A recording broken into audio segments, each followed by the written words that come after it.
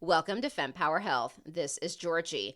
April 21st to 27th is National Infertility Awareness Week. And with everything going on in the world, especially in the United States, I thought this would be an important topic to cover. And I love that this year's theme is Leave Your Mark. And it's really important that we advocate year-round for a patient's right to infertility care and a provider's right to practice. What I thought would be helpful in this episode is to, one, share my story, and then to answer some questions that I've seen that many of you have, and also share some interesting tips based on innovations that are happening in the women's health and fertility space. I'm not planning to cover too many foundations. You can find that through the American Society for Reproductive Medicine website. On Fempower Health, I have a whole section on fertility and trying to conceive. I've interviewed a ton of experts on various topics. I've written a lot of blogs, especially because of my personal experience with this journey. So you can check all those out. So let's dive in. So first, I thought it would be helpful to share my story. So I'm very happy to report that I have an 8-year-old son, but it was a 4-year journey to be able to have him.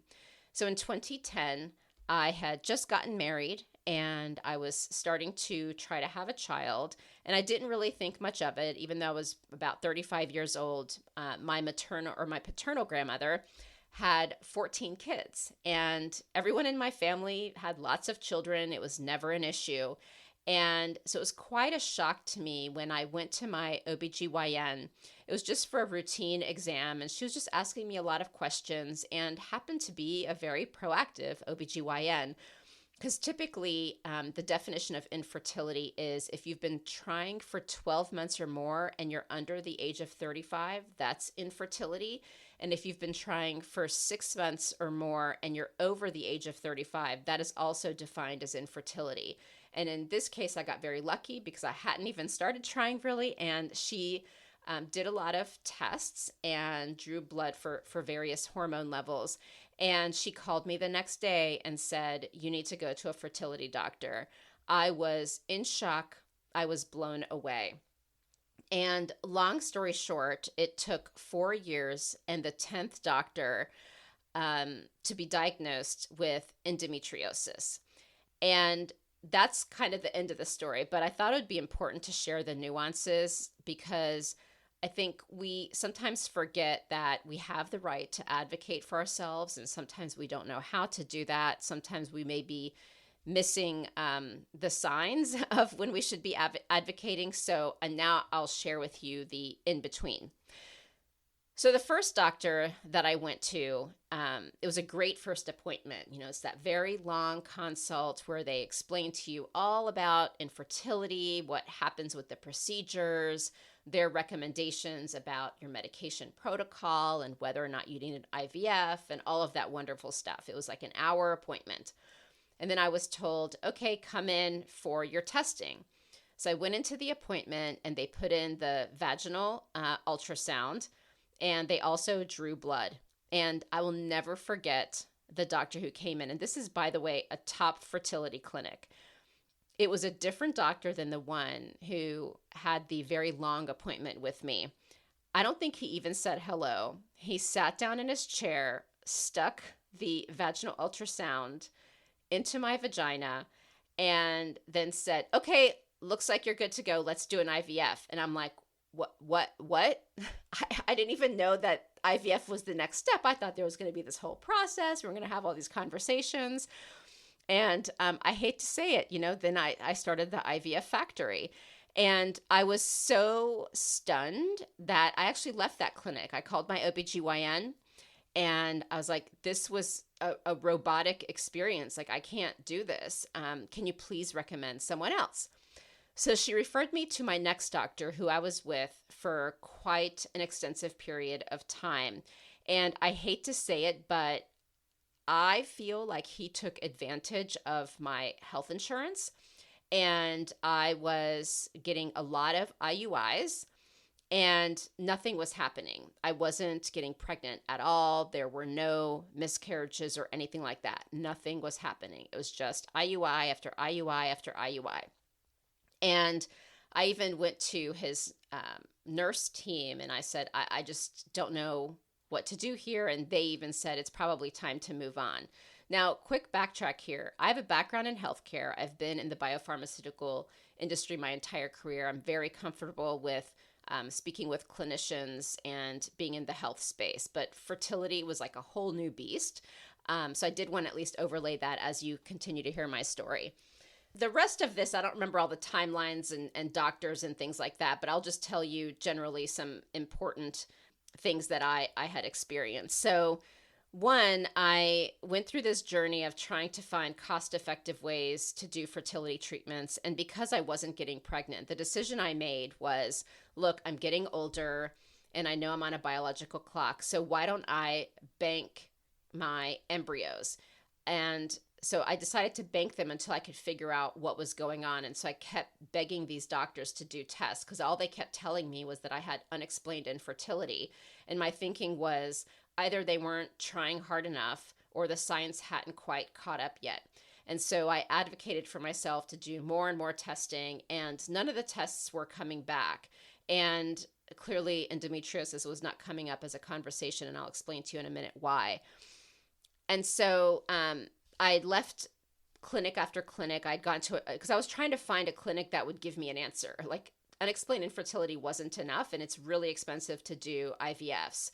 And so I kept shopping. Like, another interesting experience I had was at an academic medical center where I was tracking my basal body temperature. And this is before all of these wonderful apps that exist now, just to show you how much things have changed, because now there's probably like 100 plus apps like that.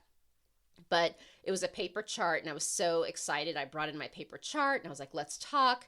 I'm excited to share what's going on with my body. And the doctor looked at me. He goes, I don't need to see those. I already know what we need to do. And so I immediately left that doctor and did not go back. And I found other doctors, that were absolutely wonderful. We just could not figure out how to get me pregnant. So then I went to the 10th doctor, and he said, look, let's do some more blood work. And he did this autoimmune protocol with me as well. So it was basically blood work to better understand the autoimmune profile, so to speak. And he called me up and he said, look, I think you have endometriosis. And I was a bit surprised because I don't have symptoms. I mean, now that I've been in the endo community, I have symptoms, but they're so slight, and I only know them because I know the condition much more in depth than I did back then.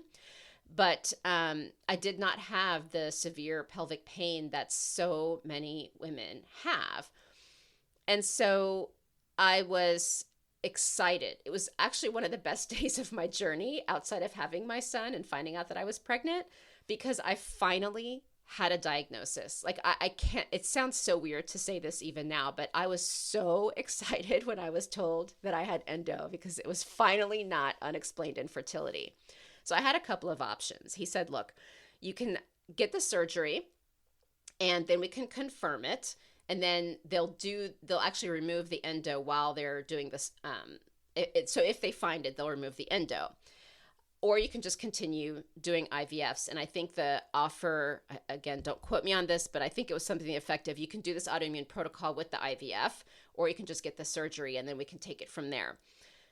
So I did the numbers and I was like, well, if I do an IVF, which I've done a couple of by now, I'm going to pay all this money for the medication and the treatment, and I'm going to be using embryos, and I'm getting older. So this is a little bit crazy because the surgery for endometriosis was way less expensive. So I thought, okay, well, we need a diagnosis, an official confirmed diagnosis. So I had the laparoscopic surgery, and it was confirmed that I had endometriosis. Now, a lot of people will say once you have the surgery, within 6 months, you could just get pregnant on your own. I did not. So then I decided it was time for my last IVF, and I was very certain this was it. I was doing one more and then I am done, because just nothing was making sense. I tried acupuncture. I tried taking a break from fertility medications. I banked my embryos. I felt like I was standing on my head trying to get pregnant. It was ridiculous. I was a consultant traveling between New York and California. I had fertility doctors in California sending blood work results to New York so that New York could say what medications I needed to get quickly shipped to my hotel so that I could dose myself up before my client meetings. I mean, it was nuts. I wasn't sure what to do with this IVF because now I had 3 doctors that I trusted through this journey. And I called all 3 of them for one last consult. And I asked a very difficult question, which is, after everything that I've done for these past 4 years, why is it that you think that I'm going to be able to get pregnant? And I left those 3 consults and looked at my now ex-husband. And I was like, I still don't know. I feel like we're taking a ball, throwing it in the roulette wheel and hoping it lands on, yes, you're pregnant. So this sounds so strange, but I was like, you know what? We're going to do the thing that no one else has done, which is an autoimmune protocol with an IVF treatment. So that's what we did. And I couldn't believe getting the call that I was pregnant. It was quite unbelievable. And for me, I actually think the autoimmune protocol was it because I did have embryos from very early on in my fertility journey. And I ended up using those, and I had a chemical pregnancy. And I was going through quite a bit of intense stress at the time. And so sometimes I wonder if I wasn't going through all that stress, would I have been able to have more children? But now I am almost 2 years post-menopause, so the ability for me to have children is now over, but that is okay. My son is 8. He is healthy and thriving and all of that. So that's my story. And I wanted to share all of that because you hear how I had to advocate. I was learning about my body. I really had to do a lot of deep searching around what I wanted to do and what I could handle going through these fertility treatments and figuring out what was it going to take for me to say this is now complete and all that good stuff. And yes, we thought about adoption and, you know, being a foster parent and all of those things. So all of those were under discussion, and it just so happened, again, that I got pregnant. So now, as far as some key questions and other thoughts around what's happening in this space since my journey began. So one is, I know there's a common question out there around IUI versus IVF. In an IVF, they're having to retrieve your egg and they take your partner's sperm. And then, for lack of scientific terminology here, they put them together in a petri dish and they grow, and then the embryo gets put back into the woman's body. And with an IUI, there is no egg retrieved. They essentially take the sperm and use a device to insert the sperm through the woman's vagina and the cervix. And the intent is that it's going to get a lot closer to where the woman is going to be ovulating. So what's interesting here is a couple of things. One, I know now there's a lot more discussion around men's sperm. It was really concerning because back in the day, it was really thought infertility was a woman's problem. But just in case the message isn't fully out there, it's really important for the male sperm to also get tested. I didn't ever run into that issue because I was working with reproductive endocrinologists, and they're specialists that you can work with for infertility. Your OBGYN is much more of a generalist. They can do IUIs and things like that. But once you need deeper workups and specialists, you should be going to a reproductive endocrinologist. But I'm not sure if you're outside of working with reproductive endocrinologists, if it's common practice for the men's sperm to be tested. So I just want to make sure that if you are one of these people who is struggling to conceive, that, and if you're a person with a uterus, that you're not thinking it's just you. Both people have to be tested because at least a third of infertility cases is male factor infertility. If you do need to do an IUI, what's really cool is there's a company out there called Mosey Baby, and they're really allowing for access to IUI, and you can now do the IUI at home. And so that's something that you can certainly consider. A couple of other things. So one is if you are struggling to conceive, I think it's really important to understand why you aren't getting pregnant. And I think it's really important for you to advocate to understand the why. So it shouldn't be a path of, I can't get pregnant. Now let me go do an IUI or IVF. It's, I can't get pregnant. Let's figure out why, and then make a decision for the pathway forward, because there are some foundational tests that you can get done to better understand the challenges with your infertility. Obviously, endometriosis can be a factor, your thyroid health, polycystic ovarian syndrome, whether or not you're drinking a lot, whether or not you have insulin resistance, your weight. There's so many different factors, and it's really important to do that assessment. And I'm a huge, huge advocate for it. And fun fact, I actually started a company called Fertility for Me, and it was born out of my journey because I felt like I wasted so much time trying to conceive and going through that infertility process. And then I was, 41 when I delivered my son. And so I thought, wow, that time could have been shrunk if I already just knew what I needed to know. And I felt like I was figuring it out along the way. So the whole idea was to optimize your journey so you're not wasting that time with the biological clock, etc.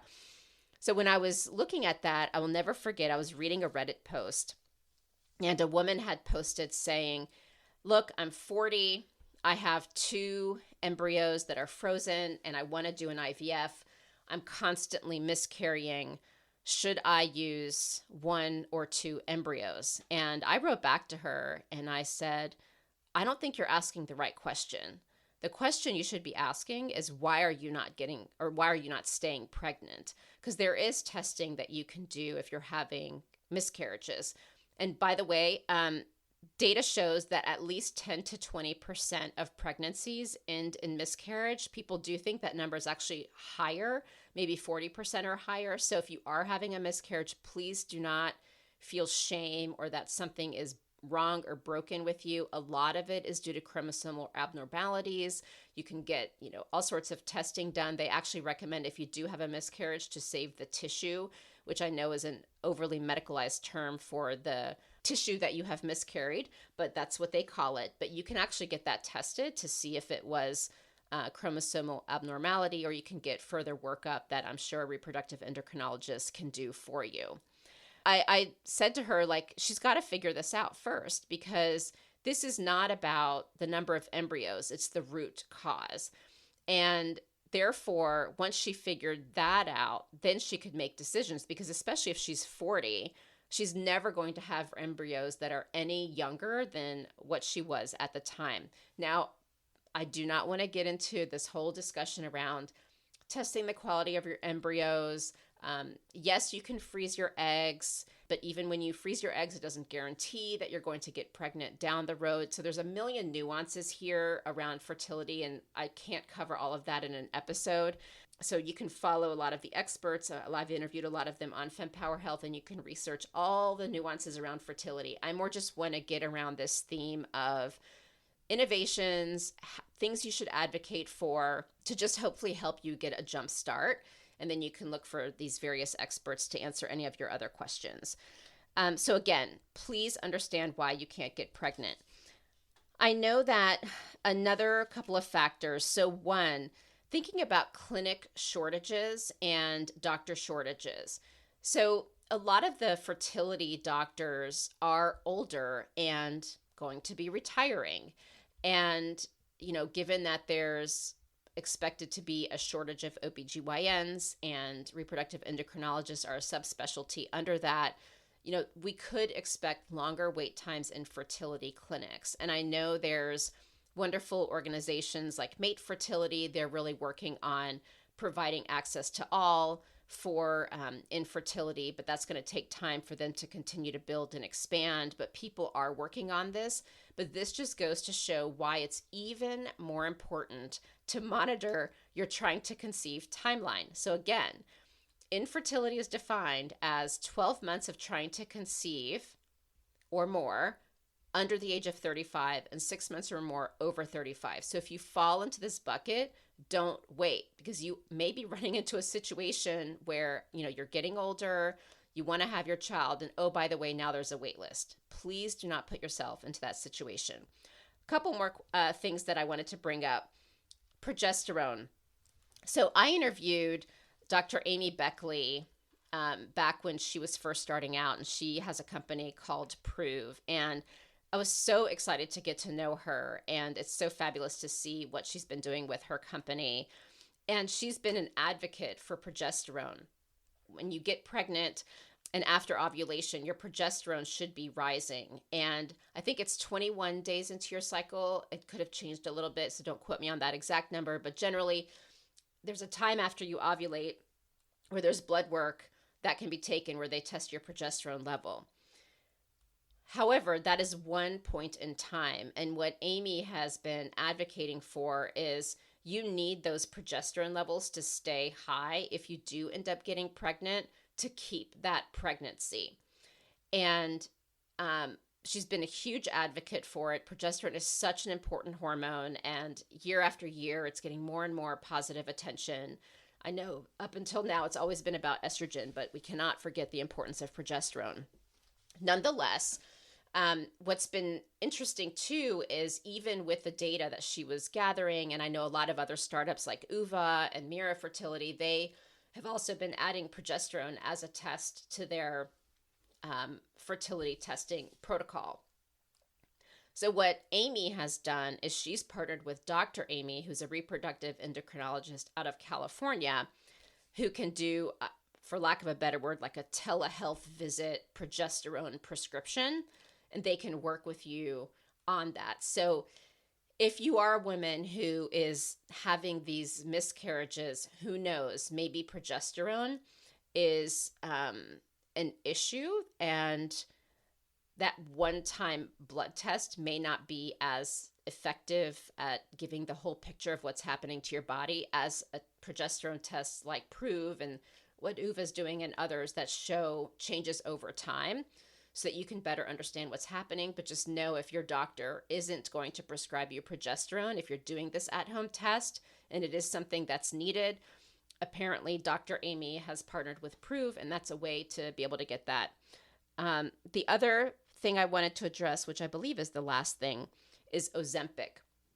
So Ozempic, Wegovy, and all of these other GLP-1 drugs, they were really designed for insulin resistance, and weight loss happened to be what many would call a positive side effect. And so obviously many people are taking it.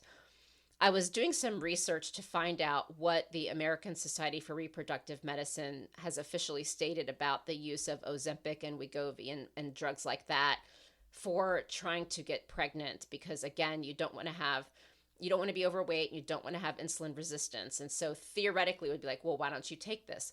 So the statement is that the latest that I've seen was actually with Dr. Laura Shaheen, who was also a previous guest, and she talks a lot about miscarriages.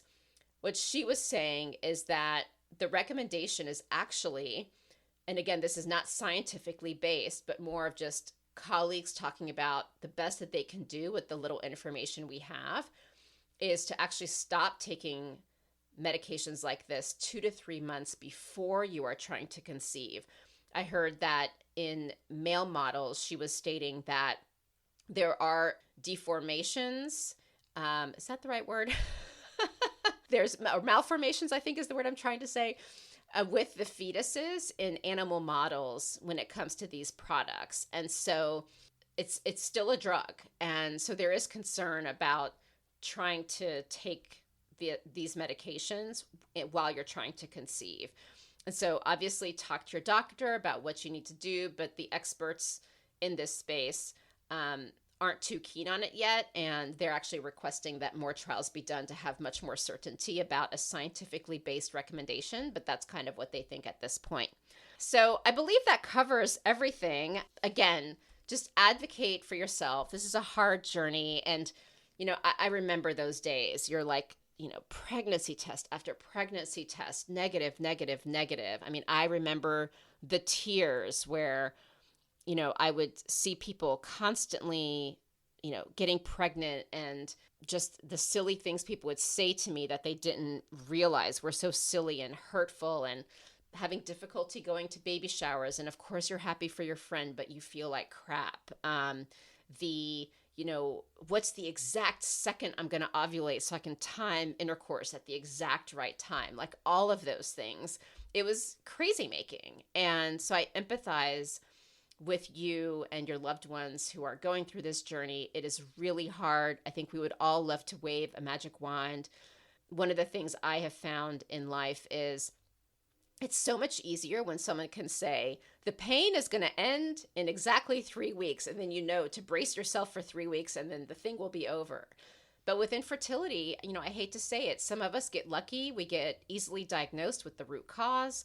We can have whatever treatment or just try naturally once the root cause is fixed, and then you're pregnant, and that is fabulous. And I truly, truly hope that happens for you. And in some cases, it's someone like me and many of the others out there where it's like month after month, try, and you just never know when it's going to end. And it can really grate on you. So I would also recommend talking to people. I know not everyone is comfortable being open. I personally found the Resolve, which is the National Infertility Association, their support group was incredible. It opened my eyes to the sheer number of people that were struggling. Now we have social media where people talk about their stories there. So maybe if you're not comfortable talking, maybe you can follow some of these people through their fertility journey. And maybe at some point you guys would feel comfortable with each other to DM whatever it is that you need to do. But just know you're not alone. Acknowledge how you feel. And I wish you the best. I truly hope that this episode was helpful.